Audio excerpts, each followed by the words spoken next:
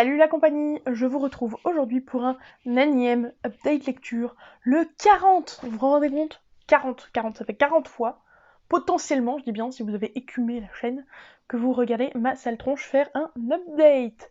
Ouh.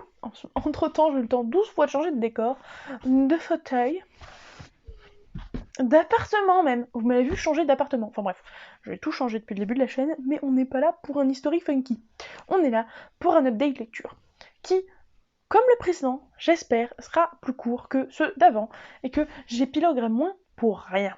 Et histoire de bien commencer les choses, on va commencer avec un livre que je n'ai pas en papier. Ah, c'est là qu'est la bonne blague, puisque c'est un livre que j'ai lu pour le PLIB. Et qui dit lecture pour le PLIB dit majorité d'entre elles sont sur e-book, puisque les jurés ont des e-books gratuits de certaines des lectures en question. Et ici, je vais vous parler de Carne de Julia Richard aux éditions de L'Homme sans nom.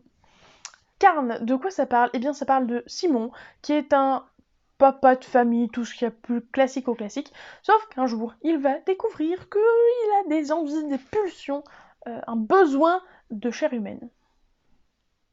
Donc c'est pas un zombie à proprement parler, c'est-à-dire que c'est pas un mort-vivant et c'est pas... Enfin, les zombies sont souvent débiles, hein, je lis pas de trucs de zombies d'habitude, donc excusez-moi de faire des généralités, mais souvent c'est pas les créatures les plus malignes de la planète.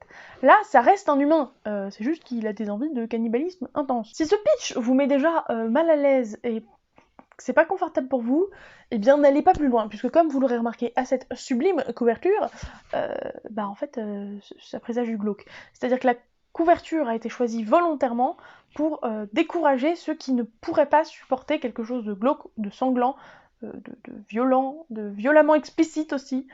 Donc clairement, passez au bouquin d'après si le sang vous écœure, si le cannibalisme vous écœure, si les corps et les membres désarticulés vous écœurent, passez votre chemin. Mais restez sur le reste de la vidéo, s'il vous plaît, le reste est intéressant aussi, attention. Sachez que je l'ai lu en lecture commune pour le PLIB, et je pense que s'il n'y avait pas eu une lecture commune dessus, je l'aurais potentiellement pas lu. Parce que même si l'autrice était venue me parler personnellement, alors sur le Discord, hein, on s'en mêle pas, pour me dire que c'était pas un truc de zombies, donc même quand on n'aime pas les zombies, on peut lire, parce que je vous l'ai expliqué juste avant, ça me faisait pas non plus archi envie. Quoique j'aime le glauque, j'étais en mode bof, je sais pas trop. Et au final, ça m'a bien plu, c'était fort sympathique. Je lui ai mis d'ailleurs la note de 9 sur 10, qui est donc une très bonne note. Alors, comme d'habitude, tout ne m'a pas plu, sinon il y aurait un 10 sur 10 ou un coup de cœur. Et l'un des trucs qui ne m'a pas plu, c'est donc ce côté malaise. Moi, il n'y a pas de problème avec le glauque et tout. Il y a quand même un moment, chapitre 11, peut-être bien, truc du genre, où ça n'a pas été facile à lire. Hein. Ça n'a pas été une torture non plus, mais ça n'a pas été facile. Donc, à nouveau, si vous êtes sensible, pas ce livre. Juste pas ce livre. Mais sinon, mis à part ça, il y a aussi le malaise entre la relation père-fille. C'est-à-dire que il va se rapprocher de sa fille Jessica, Simon, et c'est assez nocif comme relation. Enfin, je vais pas détailler, mais c'est pas une relation saine, on va dire ça comme ça. Par contre, ce que je dirais, je pense que si je ne devais résumer ce livre qu'à une phrase, je dirais que ce livre est parfaitement dérangeant. C'est-à-dire qu'il est fait pour déranger et c'est très très très bien fait. C'est fait d'une main de maître. Donc je peux pas mettre dans les points négatifs le fait que ça soit dérangeant fondamentalement parce que c'est fait exprès. Enfin, tu ne lis pas ce livre si tu n'as pas envie, entre guillemets, d'être un petit peu dérangé, bousculé dans tes habitudes et ta façon de penser, notamment par rapport à la nourriture, à la viande, etc., au cannibalisme, etc. D'ailleurs, hein, je le répète, mais en fin de lecture, on comprend, ou en tout cas, est-ce que c'est parce que c'est la fin de la lecture, ou est-ce que c'est parce que j'ai aussi vu une bonne partie de l'interview du PLIB, je ne sais pas, l'interview que je vous mets là-haut, mais on comprend en fait tout ce malaise est justifié et a un sens et c'est pas l'autrice qui a mis du malaise pour mettre du malaise, et c'est pas non plus du malaise à cause du style d'écriture ou du propos, c'est vraiment un malaise ciblé volontaire. Autre chose qui peut gêner, ce sont les chapitres dans le désordre. Pourquoi les chapitres sont dans le désordre? Parce que notre personnage Simon, il est très perturbé, il sait plus trop ce qu'il fait, il perd la boule, il remet des souvenirs dans un ordre, dans l'autre, finalement lui-même change ses propres souvenirs, enfin bref. C'est un sacré bazar dans sa tête, et du coup ce bazar est retransmis par les chapitres qui sont pas dans le bon ordre. Alors vous pourrez me dire, oui mais je m'en fous moi que l'autrice elle ait décidé de faire chapitre 1, puis 12, puis moins 2, puis 7. oui mais non, parce qu'en fait ça correspond à la chronologie. C'est-à-dire que je ne le ferai probablement pas, ou en tout cas clairement pas cette année, mais si un jour je relis Carn, clairement, je m'amuserai à lire les chapitres dans l'ordre des numéros. Parce que l'ordre des numéros correspond donc à la chronologie, mais pas à l'ordre du livre. Donc moi j'ai beaucoup aimé cet aspect-là, il y en a qui n'ont pas aimé. Pareil, il faut être capable de le supporter, d'accrocher son cerveau et de se dire « Attends, dans le chapitre 12 il se passait ça, donc là on va être dans le chapitre 11, donc on est juste avant cet événement. » Vous voyez, c'est l'idée. Ensuite, il faut quand même noter que malgré le fait que ce soit glauque et gore et tout ce que vous voulez, il y a une bonne grosse dose d'humour qui fait du bien, qu'on apprécie. Le style d'écriture d'ailleurs va dans ce côté humour. Vous verrez qu'il y a une autre lecture qui a ça dans ce que je vais vous présenter, et j'adore ça. C'est que, en fait, ce style d'écriture, j'ai l'impression que ces autrices, parce que ce sont deux autrices francophones, pour le Plib en plus, oh là là, magnifique, c'est une façon de penser qui est la mienne. Je m'explique. Moi, dans ma tête, je commence une phrase, mais dans ma tête, il y a une autre voix qui interrompt cette phrase parce que j'ai une autre idée. Vous voyez pourquoi je parle vite, pourquoi c'est le bordel quand je parle, parce que dans ma tête, ça explose. Il y a beaucoup de trucs qui se passent en même temps. Bref. Et donc, de voir presque des fois la narratrice / l'auteur, on sait pas trop, qui discute avec lui-même, ou qui répond par une blague à ce qui vient de se passer, mais seulement dans sa tête, enfin bref, c'est complètement ce qui se passe dans ma tête à moi, et du coup quand il y a ça, j'adore. Je me sens comprise, vous voyez. Mais au-delà de l'humour, au-delà de tout ce qui est glauque, il y a aussi une bonne part d'engagement de la part de l'autrice. Je vous le disais un peu avec un côté la viande, consommer de la viande, etc. Mais il y a d'autres aspects, il y a des pics un peu partout, dans le sens, on sent qu'elle est féministe. Elle en a pas fait son sujet dans le livre, mais il y a plein de pics de féminisme comme ça, en mode ça c'est pas très... Ah, et puis ça, et puis oh, et n'oubliez pas... Enfin, c'est pas moralisateur du tout, mais il y a quand même des petits rappels en mode féministe disséminés par-ci par-là. Donc c'est très très cool que ça soit engagé. Et d'ailleurs, c'est aussi engagé sur un autre aspect, qui est, est-ce que Simon, notre personnage principal, est vraiment le monstre ? Qui est le monstre dans cette histoire ? Parce que forcément on a envie de dire « c'est les cannibales, les monstres ». Au fur et à mesure de la lecture, on met de plus en plus ça en question. Et c'est très intéressant. Très intéressant. Du coup, si le côté gore, sanglant, bouffe de l'humain, et c'est clairement écrit, vous débecte, bah non. Mais si c'est pas le cas, n'hésitez pas, parce que franchement, ça vaut le détour. Je vous l'ai pas dit, mais Carn, je l'ai lu pendant le voyage au ski, à la montagne cette année c'était, avec ma famille, et notamment vous l'avez vu en vlog ici, il y a un bon moment maintenant, vlog très funky monté par Mathieu qui est vraiment top. Donc je vous invite à aller le voir si vous ne l'avez toujours pas vu. Et pendant cette semaine de vacances, j'ai aussi lu Ivy Wild, en lecture commune avec Laurine, évidemment. Donc le tome 1, Quand fainéantise rime avec magie, d'Hélène Harper aux éditions Bookmark. Oui, enfin j'ai un livre des éditions Bookmark. Et clairement, ça sera pas le dernier. Donc ici, nous suivons la fabuleuse Ivy Wild. Ivy Wild, qui est-ce ? C'est une sorcière qui est une grosse feignasse. Et quasiment tous les sorciers sont dans l'ordre, alors je sais plus comment ça s'appelle exactement, l'ordre hermétique du crépuscule d'or. Bon, tout le monde appelle ça l'ordre, hein.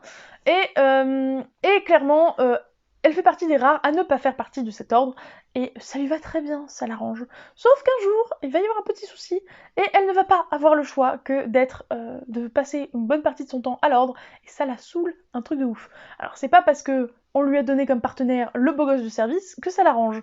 Et elle va se retrouver à mener l'enquête avec le beau gosse de service. Parce qu'elle n'a pas le choix, je suis tentée de vous dire, et en attendant de pouvoir être libérée de monsieur Raphaël Winter. De Raphaël Winter. Voilà pour les pitchs. Je lui ai mis la note de 9,5 sur 10, parce que je lui ai pas trouvé de points négatifs. J'ai eu beau réfléchir, j'en ai pas trouvé. Les seuls que je peux trouver, c'est parce que c'est un tome 1, et que clairement, tu peux pas non plus, dans 350 pages, peut-être un truc du genre, oui, c'est ça, 350 pages. T'as pas le temps de développer l'univers de fou, enfin, c'est... Voilà. Donc, par exemple, j'aurais envie de dire, ouais, l'univers pourrait être plus développé. Il est déjà pas mal développé, et tu peux pas faire beaucoup mieux dans un livre si peu épais, avec une enquête et tout le tralala. Donc, c'est pour ça que je dis pas trouver de points négatifs. Ah, au fait, j'ai pas dit, mais c'est la collection Urban Fantasy. Si, j'ai trouvé un point négatif. Si, je viens de le trouver. Je l'avais pas marqué, mais je viens de le trouver. Elle est pas du tout à l'image de la madame. C'est-à-dire qu'on est censé suivre... Enfin, Ivy Wild, elle est censée être ronde. Et je suis désolée, elle est pas ronde pour un sou, hein, la madame de la couverture. Alors, premièrement, déjà, je lis pas beaucoup de livres de sorcières, donc ça m'a un petit peu changé de mes habitudes. Et là, en plus, on en suit une très drôle et très originale. C'est-à-dire qu'elle a des punchlines à sortir à tout va, et ça, c'est trop bien. C'est trop bien. En fait, malheureusement, ou heureusement, je sais pas trop, ce que je vais vous dire à propos de ce livre va beaucoup ressembler à ce que je vais vous dire à propos d'un autre livre. Donc, soyez pas surpris si c'est plutôt répétitif cet update. Même si j'aurais aimé que l'univers soit un peu plus développé, l'ordre en lui-même est quand même très développé, la hiérarchie, ses systèmes de fonctionnement, etc. Et j'ai beaucoup aimé cet univers, et j'ai hâte de le poursuivre dans les tomes 2, 3 et 3,5. Et la saga est terminée en 3 tomes et demi. Ce qui m'a aussi intéressé, c'est le système de magie, parce qu'il y a plusieurs manières de faire de la magie, et moi j'ai trouvé ça intéressant comme fonctionnement, assez détaillé pour que ce soit crédible. C'est pas juste on te dit ouais t'as une baguette magique, tu l'agites, ça marche. On te détaille certains trucs pour que tu comprennes mieux et que tu comprennes que c'est plausible entre guillemets. Au-delà de ça, l'enquête était intéressante, parce que mine de rien, c'est bien beau d'avoir une histoire de sorcière, mais si l'enquête est inintéressante, voilà. Non, l'enquête était intéressante, donc j'avais vraiment un peu ce côté policier qu'on peut retrouver par exemple dans Lucie Valentine, où vous avez vraiment la romance et le policier. Là, vous avez vraiment le fantastique et le policier. Et enfin, le dernier point à noter, c'était un sacré page turner. Heureusement que la lecture commune, on était l'une avec l'autre et qu'on pouvait ajuster et qu'on n'était que deux, parce que clairement, j'aurais pas apprécié, je pense, faire en lecture commune avec un grand groupe où on est obligé de s'attendre les uns les autres et de faire des pauses, parce que t'as pas envie de faire des pauses dans ce livre. Il est assez addictif. Bref, je vous le recommande donc chaleureusement si vous aimez tout ce qui est sorcière et enquête. Sachant qu'en plus, aux éditions MXM Bookmarks, pour ceux qui aiment lire en numérique, si vous achetez le format papier, on vous donne avec le numérique. Donc comme ça, vous pouvez alterner entre les deux. Enfin bref, je trouve ça vraiment idéal. Comme dit précédemment, j'avais très envie de lire une autre histoire de sorcière avec une enquête et tout machin, mais pour éviter de les mélanger, j'ai quand même lu autre chose entre temps. Donc juste avant de revenir chez moi sur la toute fin des vacances, j'ai commencé à lire Dreamology de Lucy Keating aux éditions Michel Lafon dans la collection Poche. Cette lecture était dans ma palle depuis 2017, il me semble. J'ai un doute, mais 2017 il me semble. Et bah, il y a un moment, il fallait le sortir. Non, 2018. Il y a un moment, il fallait le sortir. Vous le savez très probablement, à l'heure qu'il est, j'ai comme challenge de me supprimer, de lire tous mes livres de la palle de 2017 et 2018. Donc, c'est celui que j'ai lu en janvier. Pour le pitch, on va suivre Alice, qui est une jeune femme qui, depuis toujours, dont elle se souvienne, elle rêve la nuit de Max, qui est son amoureux, mais dans ses rêves. Mais toutes les nuits, elle rêve de lui. Donc, c'est-à-dire qu'elle a une sorte de vie parallèle où elle voit Max et ils font des trucs incroyables parce que ça reste des rêves. Et un jour, elle va devoir déménager et en allant dans son nouveau lycée, qui va-t-elle croiser? Max! Mon Dieu, mais ce jeune homme était réel, mais quoi? Mais voilà. Donc, est-ce qu'il se rappelle d'elle? Est-ce qu'il la connaît tout simplement? Est-ce que lui aussi il rêve d'elle? Ou pas du tout? Comment ça se fait qu'elle rêve de lui? Tout ça, ça se trouve dans ce livre-là. Alors, ce livre-là, je l'ai acheté il y a longtemps parce que le pitch me faisait envie. Puis Margot Liseuse l'a acheté et lu, et clairement, ça lui avait pas beaucoup plu. Et elle expliquait que c'était parce qu'elle avait lu trop de young adulte, que c'était plus trop son genre. Elle était un peu dans cette phase de transition où le young adulte, elle allait le laisser de côté pour plutôt passer vers que de l'adulte. Et du coup, ça m'a fait peur. Ça m'a fait très peur et je me suis dit, ah, il est pas si bien que ça. Bon bah, je sais pas. Donc au niveau du pitch, ça m'a toujours tenté, mais cet avis m'a réfréné. Et ça n'aurait pas dû, puisque ça restait une très bonne lecture. Alors certes, je lui ai mis que, entre gros guillemets, 7,5 sur 10, mais c'était une bonne lecture quand même. C'est-à-dire que le point principal négatif, c'est que c'est un peu plan-plan, il n'y a pas des trucs de folie, il n'y a rien d'extraordinaire, c'est pas folichon. Mais ça reste un contemporain. Alors j'arrive pas à savoir si c'est un contemporain ou un fantastique. Je pense que c'est du fantastique, mais très léger quoi. Bref, on va dire c'est du fantastique. Clairement, ça reste très pépère, très tranquille. Clairement, vous pouvez le lire en une journée si vous vous y mettez. Hein. Moi, c'est pas ce que j'ai fait, mais c'est possible. Il fait 360 pages, il fait pas une taille monstrueuse, donc Comme un fleuve tranquille. Je vais pas vous la détailler parce que sur la 4e c'est pas écrit, mais elle a une relation très particulière avec sa mère et j'ai trouvé dommage que cette relation ne soit pas plus approfondie parce que je pense qu'elle aurait été très très intéressante et pertinente. C'est pas le cas, tant pis. Par contre, elle a une relation avec son père très très chouette, que j'ai beaucoup appréciée et qui était sympathique. Ce qui nous amène au fait qu'il n'y a pas que le père qui était très sympathique, les personnages même en eux-mêmes étaient assez cool, assez variés. J'ai été surprise, à un moment il y a un personnage, j'étais en mode « Ah bah c'est couru d'avance, c'est du young adulte, je sais comment ce personnage-là va réagir à telle situation ». Pas du tout, pas du tout. J'ai été très surprise par un personnage, alors maintenant que je vous ai dit ça, très nébuleux, je vais pas vous dire quel personnage, mais il y a un personnage qui m'a beaucoup surprise. Ils sont très funky, très sympas les personnages, les situations aussi sont très sympathiques. Comme forcément on est en partie dans ses rêves, il fallait un minimum d'imagination pour écrire ça. Et franchement, Lucy Keating a fait preuve d'imagination, j'ai beaucoup aimé l'aspect rêve, ce qui se passe dans les rêves et tout, et puis même au-delà des rêves, il y a des trucs très sympas qui se passent aussi. Et somme toute, il y a un petit peu de la romance quand même, donc c'était assez mignon. Bref, si vous voulez un truc pas prise de tête, rapide à lire, tout choubidou, et qui vous prenne pas la tête, tout simple, Dreamology, est vraiment très bon. Par contre, faut être préparé à ça, c'est-à-dire que si vous préparez un truc sophistiqué ou quoi, vous allez être déçu. Et c'est peut-être pour ça que Margot a été déçue, à mon avis elle avait trop hautes attentes. Mais si vous n'avez pas des attentes très hautes, franchement il est très chouette. Et enfin, le coup de cœur, alors c'est un petit coup de cœur, parce que, enfin, je sais pas vous, moi, pour déterminer si c'est un coup de cœur ou pas, soit c'est vraiment une grosse claque et je le sais direct, soit j'attends de voir si j'y pense encore plus tard, si ça me trotte dans la tête, si plus tard je suis en mode ah si c'était un coup de cœur. Moi ça vient souvent après, pas à la fin de la lecture. Et là, j'ai fini le livre hier soir, donc il est difficile pour moi de savoir si c'est un coup de cœur ou pas. Je pense que oui, mais un petit. Et donc, il s'agit des tribulations d'Esther Parmentier, cadavre haché, vampire fâché, une enquête 100%. Pour être honnête, je ne connais toujours pas le titre exact de ce livre. Voilà, je sais pas. Je crois que c'est juste Les tribulations d'Esther Parmentier, sorcière stagiaire, ça c'est le titre de la série, je crois. Si série il y a bel et bien, mais pour l'instant c'est... Enfin, il va y avoir série, très très probablement, mais ça va prendre son temps. Voilà.